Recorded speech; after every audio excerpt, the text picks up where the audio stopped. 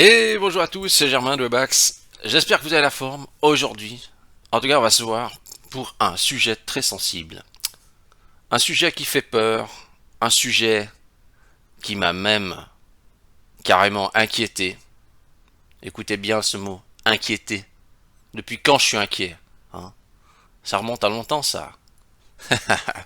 Écoutez, la semaine passée, on a fait un mastermind. Qu'est-ce qu'un un mastermind? C'est, en fait, vous rassemblez, par exemple, je sais pas, avec des collègues, et puis vous faites un point un peu de situation. Ce qui s'est passé la semaine passée, avec quelques collègues, on se retrouve sur Skype, etc. On n'était pas beaucoup, mais on a pu faire quand même le point un petit peu sur la situation. Et ce qu'il en est sorti, d'ailleurs, juste à ce sujet, si vous n'avez jamais fait de mastermind, essayez d'organiser des masterminds avec des collègues ou des partenaires ou des confrères à vous. C'est vraiment intéressant parce que vous pouvez avoir des visions et un partage d'expérience, ça peut être cool. Il faut des gens un petit peu ouverts, mais franchement, ça vaut la peine. Qu'est-ce qu'il en est sorti? L'inquiétude face à Shopify et se dire est-ce qu'il faut switcher potentiellement vers Shopify? Est-ce qu'il faut faire un peu de Shopify? J'avoue avoir laissé Shopify un petit peu sur le côté en me disant ouais, c'est un truc de dropshipper. Voilà, il y a des grandes marques qui l'utilisent, mais bon. Mais en regardant mieux les chiffres, j'avoue, ça m'a quand même inquiété. Un peu beaucoup inquiété même.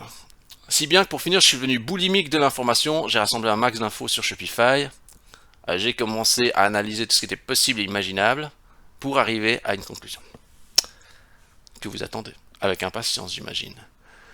Euh, le marché change, le marché évolue. J'ai pas envie d'être comme Kodak, hein, sur le bord de la route, ou comme Tupperware qui est en ce moment en faillite. J'ai vu ça ce matin. Qui aurait pensé que Tupperware allait être en faillite? Bon, j'ai vu ça, j'ai entrevu ça, c'était publication de Watson, je crois. Donc bon, là-dessus, il me semble que des fois ces informations pas toujours incroyables.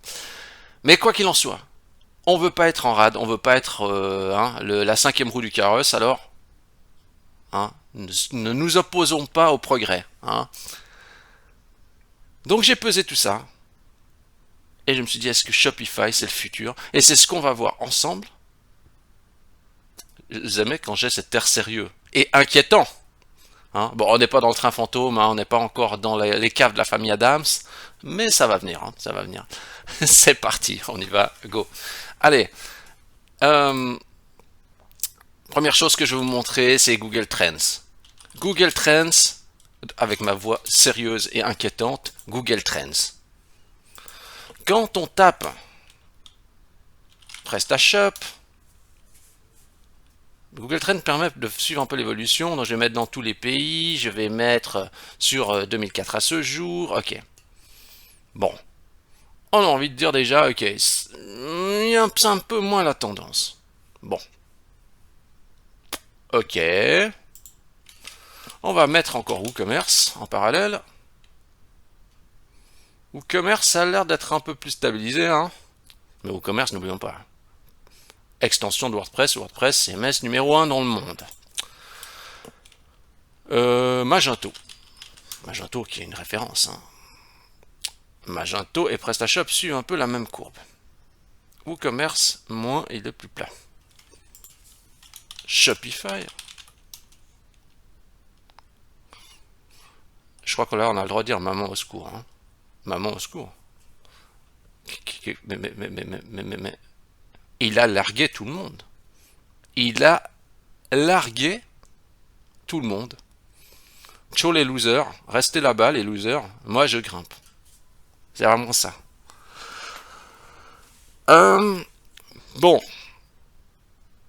bon. Ouais, il va me dire oui, mais ça c'est à l'échelle mondiale, hein. Regardons la France. Pourtant il y a la France, il y a PrestaShop et tout ça. Ah ah, au secours maman. Au secours maman encore une fois. Ciao les losers, toujours en bas là. La Suisse, allez, nous les Suisses, on est assez conservateurs. Mais pas du tout. Alors là, pas du tout. Pas du tout. Ego Shopify. Voilà.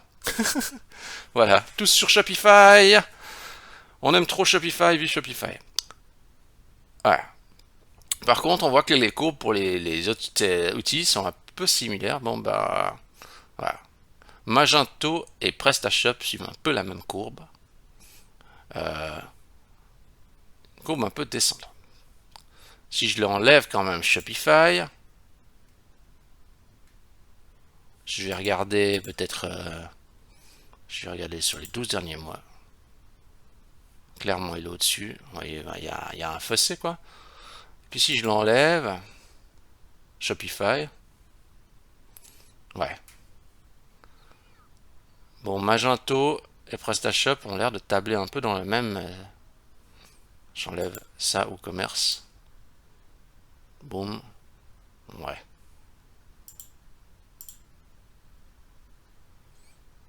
Ouais, là on voit que à l'échelle mondiale, c'est Magento qui est devant.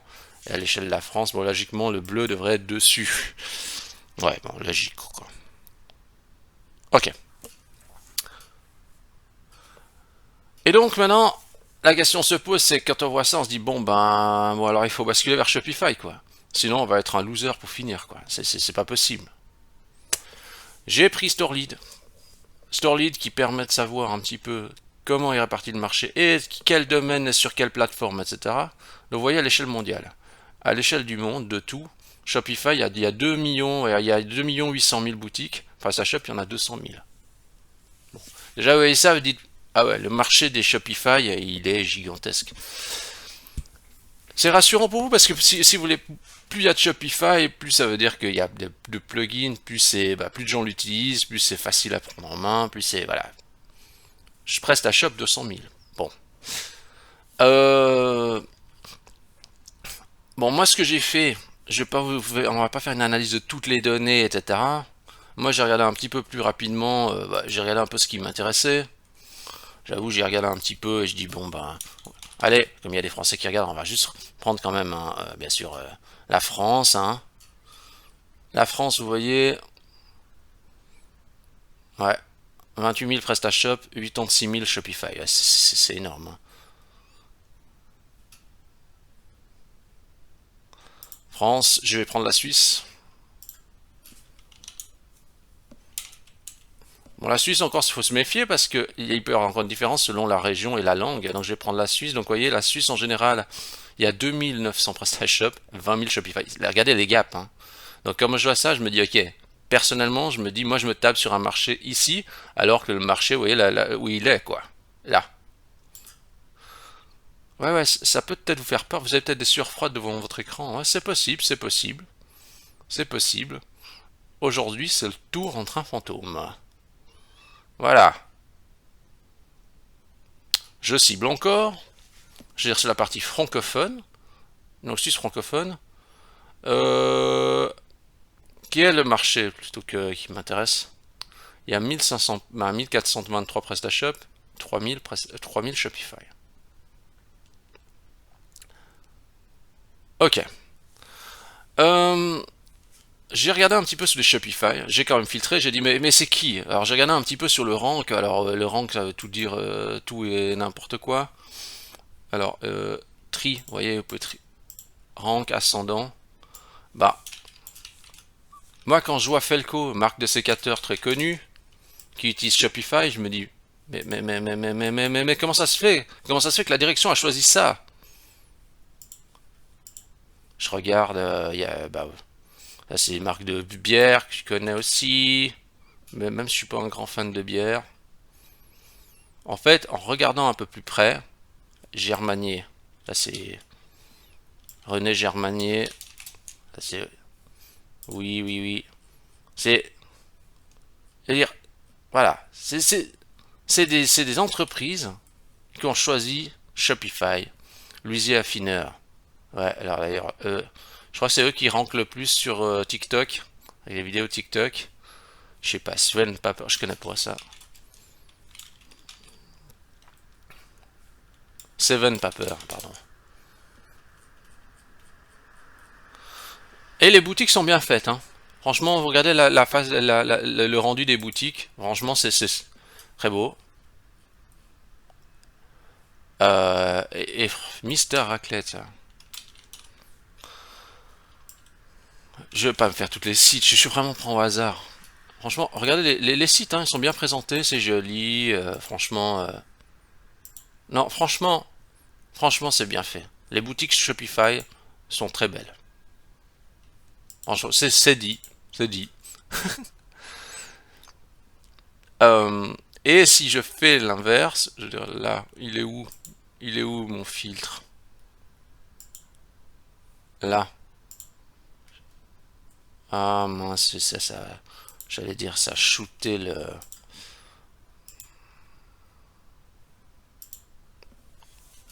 Suisse. Le rank. Bah on a différents sites. Ah bah d'ailleurs lui j'avais pas vu Vélomania. Vélomania, ça c'est quand même ouais ouais alors eux c'est des gros aussi. Donc ils ont pris PrestaShop,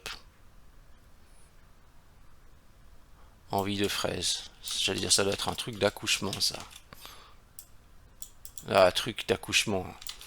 Ça doit être un truc d'un truc ouais de maman et de bébé. Ouais, ok.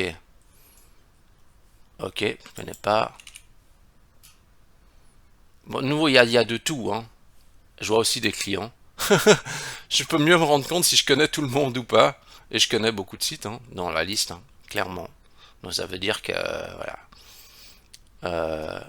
il y a beaucoup de gens avec qui j'ai eu contact dans cette liste. Si, c'est incroyable. Je vais pas dire que je les connais tous, mais j'en connais beaucoup. Euh, Comme ça, j'ai vu vraiment des grands groupes sous Shopify. Et c'est vrai que quand on voit ça, on peut quand même s'inquiéter. On dit, ah, les grands groupes choisissent Shopify, il faudrait choisir Shopify. Des petites sociétés choisissent Shopify, des petites sociétés choisissent Shopify, et des grands groupes choisissent Shopify, donc ça doit être une solution, la bonne solution. Quand vous voyez tout ça et que vous analysez les données, eh bien, vous devez revenir à des questions vraiment importantes. La première question que je vais vous poser, avant tout ça, Shopify, le truc c'est que vous n'êtes pas propriétaire de la chose. Vous êtes un locataire du système. Ils veulent vous bloquer, ils vous bloqueront. Vous avez un litige, on veut vous cloner, il y a des systèmes pour cloner vos shops. En fait, euh, Shopify, le problème, vous n'êtes pas propriétaire des murs, et donc, est-ce que Shopify pourrait se faire hacker massivement? Oui. Même si on dit que non, oui. Vous avez bien des banques qui font faillite, soyez logique. Des banques font faillite. Personne pensait que c'était possible, mais ça arrivait. Oui, oui, oui, oui, des banques ont fait faillite, les gens ont perdu. Euh, c'est sûr, le tarif est intéressant. Oui, vous avez des commissions, mais euh, c'est intéressant. Vous pouvez démarrer avec une boutique à un coût avantageux. Euh, mais vous n'avez pas emprise sur la source. Vous êtes esclave du système. Peut-être que c'est cool dans certains cas d'être esclave du système. Ça peut être un choix. Pourquoi des sociétés comme Felco vont choisir un système potentiellement comme Shopify? Pour des raisons de coût. Parce qu'avec leur taille, avec leur s'ils s'étendent à l'international, etc., gérer ça avec une solution, on va dire, open source, ça devient trop compliqué, c'est trop long, chaque fois ils doivent faire des refontes. En termes de budget, je pense, c'est des sommes vraiment importantes pour eux. Et c'est une sollicitation d'équipes techniques, etc. Donc ils préféreront payer à la limite de multiples abonnements ou des développements qui nécessitent, on va dire, de plugins Shopify pour eux spécifiquement, mais qu'au moins le noyau, ils n'ont plus besoin de toucher, le noyau va durer. Ça ne veut pas dire que ça ne sera pas cher. Parce que, euh, juste regarder,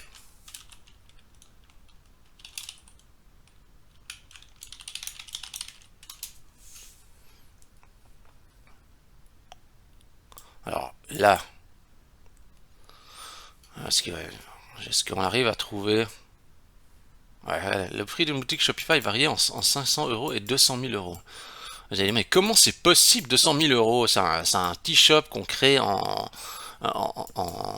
c'est un t-shop qu'on crée justement à la volée, comme ça. Et il y a l'abonnement là, comme il pourrait pas coûter 200 000. En fait, c'est un peu le problème, c'est que si vous voulez, il y a des sociétés, c'est pas. Je dis eux, mais je crois que j'avais vu aussi BMC, je crois. BMC. Mais je sais plus si c'était eux ou quoi. Est-ce que c'était eux? Regardez, eux, ils doivent gérer tout par pays, etc. Je suis pas sûr. Mais je vais juste vérifier, je crois que c'était Shopify aussi.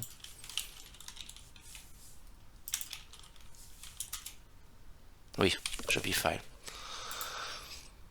Ce qu'il y a, c'est que pour certains grands groupes, eh bien, ils vont préférer investir sur un noyau qu'ils n'auront pas besoin d'updater. Et, entre guillemets, ils payeront tout la customisation autour. Donc le noyau, entre guillemets, ils se sentent en sécurité. Que celui-ci soit encadré par Shopify et ils auront zéro souci de technique. Ça aussi, ça c'est important. C'est que ils auront pas de problème technique avec le noyau. Ça fonctionnera toujours parce qu'il y a des millions d'installations dans le monde et c'est un gage de sécurité. Ils vont pas devoir solliciter l'agence en permanence et les développements qu'ils vont faire par-dessus, ça veut pas dire que ça leur coûtera pas cher, mais c'est que en fait le reste c'est du solide et ils n'auront pas besoin de continuer d'investir sur la mise à jour du noyau et de s'inquiéter si le noyau va toujours suivre. Voilà. Donc c'est un gage, c'est une sécurité et puis bah, c'est une stabilité, mais ça ne veut pas dire que ça coûte pas cher.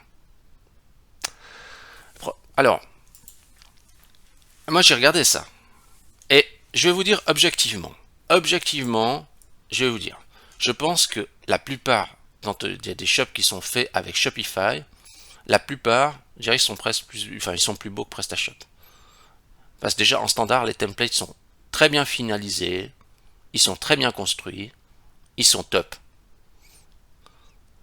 Sur la partie template, ça, je valide complètement. Et sur la partie management, création des pages, etc. Franchement, c'est vraiment bien fait. C'est vraiment bien fait. Là où je valide moins, c'est le fait de perdre le contrôle sur le système. Alors, il faut faire confiance au cloud. Ça, c'est des questions de vision. Personnellement, dans ma vision, on doit être propriétaire de la chose. Voilà. Après, c'est des questions de vision. Vous voyez, il y a des gens, ils achèteront une Tesla, ça ne les dérangera pas d'aller chez le concessionnaire Tesla. Ils ne pourront pas ouvrir le capot et regarder dedans ce qu'il y a. De toute façon, ils ne poseront pas les outils, ils ne pourront pas manipuler. Pour moi, c'est inconcevable. Pour moi, un véhicule, je dois pouvoir ouvrir, changer une pièce si j'ai envie. Je ne veux pas passer par Tesla et ses multiples outils d'analyse. Vous voyez, propriétaire, on ne peut rien toucher. Ça, j'aime pas. Shopify, pour moi, c'est pareil. Il y a des avantages, mais de ne pas avoir le contrôle. S'ils bloquent, si on a un litige, bah vous faites rien. Hein. Sauf si vous avez vraiment du cash, vous êtes très gros. Sinon, bah vous êtes impuissant face à eux. Hein. Donc ça, c'est niette. L'autre truc, c'est que tout est par abonnement. Donc en fait, il y a des plugins, bien sûr. Euh,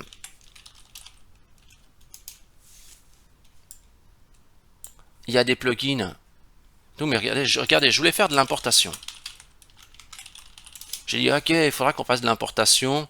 Je crois que c'est lui, comment c'était celui le plus important? Je crois que c'est lui pour les imports. Il me semble. Pour importer, importation à jour en masse, etc. Je dis, ok. Je dis, ok. Là, je me dis, bon, bah, je peux avoir un peu un gros volume de produits. Je peux en avoir plus. 200 $ par mois. Donc il faut payer ce prix, quoi. Obligé de payer ça, quoi. Et encore, ça c'est juste le début. Si vous avez vraiment un gros catalogue, là j'ai 4 figures où j'ai un catalogue plus gros que 50 000 produits, bah il faut sortir de 100 000, enfin il faut sortir de 100 000, faut sortir de 100 $ par mois tout le temps, quoi. Et euh, en fait, vous multipliez ça par de multiples services. Et donc, il y a un avantage aussi pour des grosses sociétés, mais pour des petits, ça peut vite devenir cher. Et en fait, aussi le niveau de customisation sur Shopify, vous ne pouvez pas rentrer dans le code et aller tout changer comme dans PrestaShop. Ah, vous allez dire, oui, mais c'est bien parce que c'est encadré, parce qu'il y a l'API Shopify et tout ça. Oui, sauf que pour le faire, ça implique de le faire de manière plus encadrée, si vous voulez. Dans PrestaShop, on peut se permettre de prendre énormément de raccourcis. Dans Shopify, il faut faire les choses bien. Faire les choses bien, de manière structurée, ça prend du temps et ça coûte de l'argent. Moi, je me suis posé la question, j'ai regardé un petit peu les demandes de mes clients que j'ai eues justement sur la dernière semaine. Ils me demandent des bizarreries. Ils me demandent des bizarreries en permanence. Alors, je leur fais. Mais sous Shopify, je peux pas commencer à les toucher comme ça n'importe où, n'importe quoi, et que je te rajoute un champ ici et qui fait ça, etc. à la volée, un peu n'importe comment. Non, il faut que ça manipule l'API, qui ensuite va interagir avec les données, et d'une certaine manière. Vous voyez? Donc, mais après la grande question c'est pourquoi? Alors tout le monde switch sur Shopify, soyons réels, soyons concrets. Regardez la courbe. La courbe montre bien que les gens veulent du Shopify. Et arrêtons de se mentir, quoi. C'est ce que vous pourriez dire. En fait, là-dedans, il y a énormément de petits entrepreneurs ou des petites sociétés qui veulent pas se prendre la tête et qui veulent faire un shop. Bon. Est-ce qu'ils mandateront, est-ce qu'ils travailleront avec des agences? Non, pas forcément. Non, non. Ils vont juste créer ça eux-mêmes, ils vont faire ça eux-mêmes, ils vont souscrire peut-être à un ou deux abonnements qu'ils ont besoin. Ok.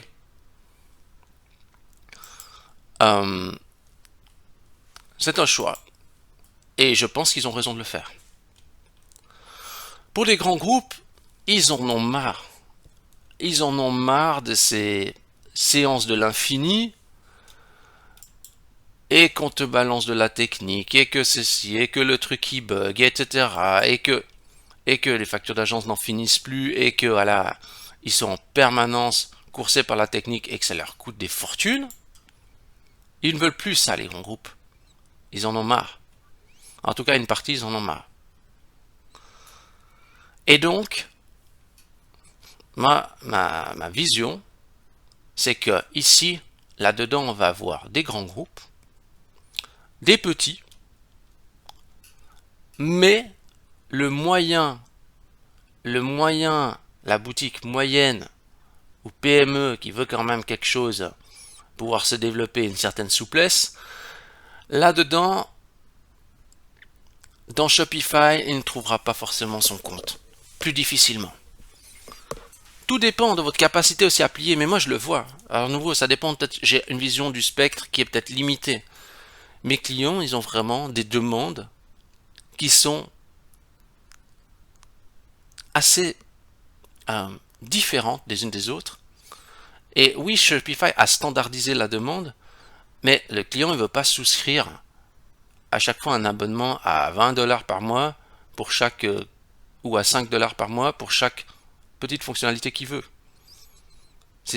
Non, il a besoin d'une option. Non, vite souscrire 5$, vite souscrire. Non, non, et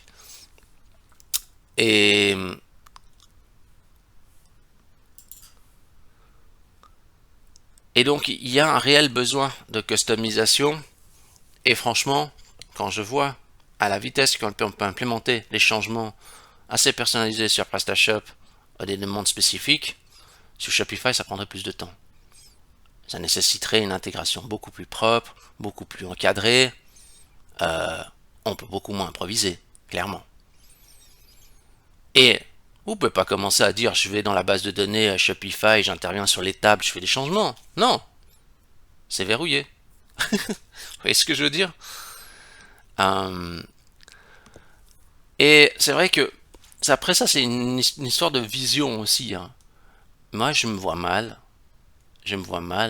avoir un business et poser tout ça sur un système sur Shopify. Et est-ce qu'il peut s'écrouler le système Shopify? Oui. Oui. Oui, oui, un système cloud comme Shopify peut s'écrouler ou peut se retrouver potentiellement vulnérable. Statistiquement, dites-vous bien aussi, c'est que Shopify, tout repose sur le même noyau. Tous les shops reposent sur le même noyau. Tout est au même endroit, si on peut dire. À la différence de PrestaShop ou Commerce, vous avez des systèmes qui sont répartis à travers le monde sur des hébergements différents, avec des codes qui sont tous quand même différents des uns des autres, parce que même si les systèmes, c'est des systèmes comme open source, les versions sont pas pareilles, il y a plein de choses qui font que c'est pas pareil. Shopify, tout est pareil, il pourrait y avoir un truc, même s'il y a des milliers de développeurs qui travaillent dessus, ce que vous voulez, c'est tout en un seul point, plus vulnérable, protégé, mais qui offre son lot d'avantages, comme je l'ai dit, très beau template, très fonctionnel, très autonome, etc. Mais sur leur, je vois que personnellement, moi, ça va pas dans ma vision, et je pense pas que ça soit ça le futur. Ce qu'il faut, c'est du PrestaShop peut-être un peu plus souple, un peu plus à l'essentiel, moins charger les boutiques PrestaShop pour qu'elles soient plus sûres, plus fiables, plus durables dans le temps. Mais ça, c'est aussi une approche à avoir lors de la gestion du projet. Je vais faire quand même un petit survol aussi sur WooCommerce, parce que le petit WooCommerce là, que j'ai pas parlé, WooCommerce, je vais vous dire aussi, je me suis posé la question aussi, est-ce que c'est WooCommerce qu'il faudrait tendre? Le problème de WooCommerce, il y a deux soucis. WooCommerce à la base, ce qu'il y a, c'est que c'est une extension de WordPress. Donc, contrairement à PrestaShop, ça n'a pas été pensé pour l'e-commerce à la base. Vous avez WordPress qui est très populaire, on se dit, ça serait cool de mettre un shop par-dessus. Déjà, ça, c'est un problème. Deuxième problème, la plupart des marchands, une bonne partie des marchands suisses, veulent plusieurs langues. Dans WordPress, le multilingue n'est pas intégré nativement. Dans PrestaShop, c'est le cas, c'est intégré nativement. Mais quand c'est pas intégré nativement, c'est déjà le début des embrouilles. Et que ça traduit pas le morceau, et qu'il manque... Il faut que le multilingue soit géré nativement, sinon c'est vraiment problématique, quoi. Parce que quand c'est déjà géré nativement le multilingue, bah après on a toutes sortes déjà encore de problèmes. Alors imaginez quand c'est pas géré de base le multilingue. Et troisièmement, c'est sur les fonctionnalités. J'ai regardé un peu les fonctionnalités de WooCommerce. Il y a des extensions pour tout. Et franchement, franchement, franchement, mais c'est top. C'est top. Il y a vraiment de tout ce que vous voulez, etc. Ce qu'il y a, le problème, c'est que vous prenez par exemple le filtre à facettes, le système de filtre. Le système de filtre standard de WooCommerce, bah, il est vachement plus basique que PrestaShop. Donc, PrestaShop, déjà, à l'utilisation, il est déjà plus évolué. Il n'est pas parfait, mais il est plus évolué. Et de ce fait, si moi je prends dans la globalité de l'ensemble, si je dis ok, mes clients, ce qu'il y a, c'est qu'ils ont des besoins quand même custom. Ils veulent pas payer un abonnement pour tout. La plupart veulent être propriétaires des murs. La plupart. Certains pourront avoir une vision différente si je les influençais, mais la plupart veulent avoir une emprise complète. Ils veulent des changements rapides à implémenter. Ils veulent du multilingue. Il faut des plugins qui soient opérationnels. Et dans PrestaShop, ça embarque déjà quand même pas mal de choses nativement.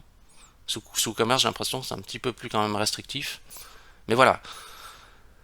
Et après avoir un petit peu pesé toute la situation, il dit ok, effectivement, il y a peut-être moins d'engouement sur PrestaShop, plus d'engouement sur des nouvelles solutions un peu plus fraîches. Il peut y avoir un retour en arrière, hein, parce que Shopify, leurs politiques, ils peuvent changer.